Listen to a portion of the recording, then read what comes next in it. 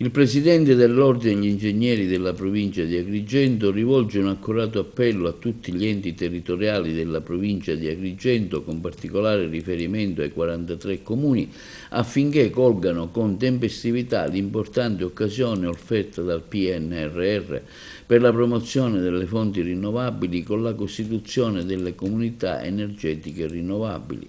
Grazie allo specifico programma di incentivi previsti dal Governo con un plafond di oltre 2 miliardi di euro stanziato fino al prossimo novembre, si offre una straordinaria opportunità sia per gli enti pubblici che per i cittadini e le imprese del nostro territorio e i vari professionisti.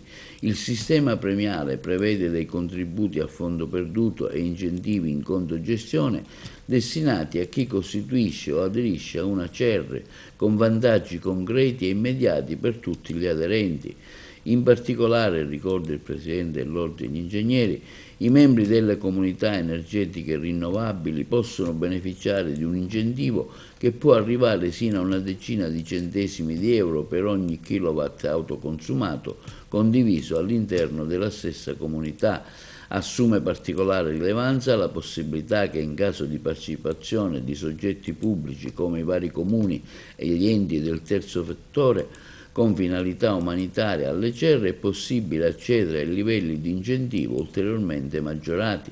Le comunità energetiche rinnovabili hanno quindi il duplice obiettivo di salvaguardare l'ambiente, ridurre le emissioni climalteranti, valorizzare le energie rinnovabili attraverso la condivisione dell'energia prodotta localmente, creando al contempo reti solidali di mutuo vantaggio tra produttori e consumatori. L'adesione alla CER è semplice e non vincolante, basta una formale comunicazione di adesione. Parametri, le possibilità di recesso resta sempre garantita.